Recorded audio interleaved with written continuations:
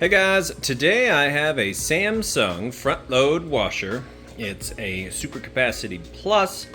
It's got tons of different options here. You can pause and read through those, but you can delay it. It's got the self clean smart care even if you want to hook it up to your smartphone and check all that out. You've got a little filter the bottom left there that you can change out. Make sure the pump is always running efficiently.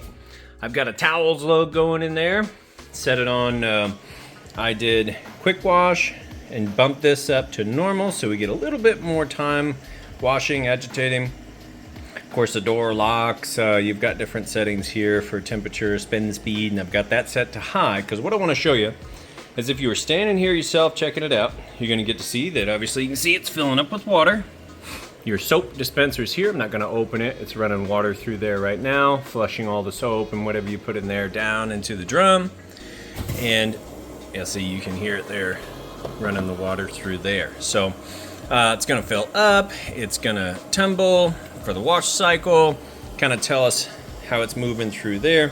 You get to see it do all that. That's what it's doing right now. Then I'll show you that the drain works like it's supposed to, fills back up for the rinse cycle, and then finally that it has a nice, fast, smooth final spin cycle.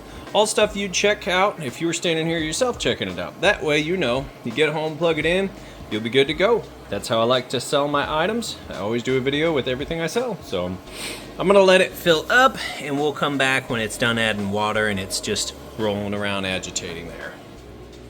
All right, we're moving out of the wash cycle into the rinse cycle. You hear that drain running. Drain comes actually right through here. So you can hear it kicking on, kicking off.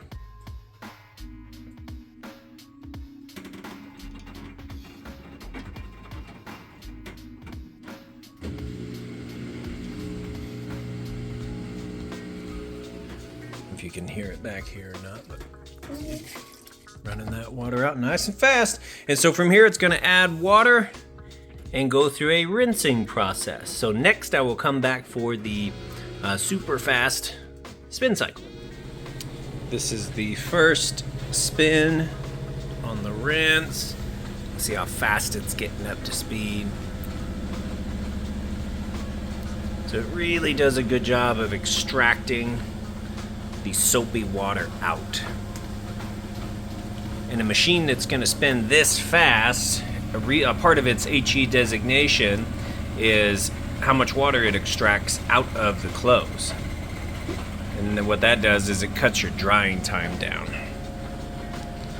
So it's gonna dry faster. But I'll come back next for the fastest on the spin cycle, because it would actually spin considerably faster than that. Okay, 10 minutes left, finishing up the rinse cycle. It's adding some of that fresh water. Essentially making sure all the soap and everything is out. All right, we are in the final spin cycle now, and it's getting up to full speed.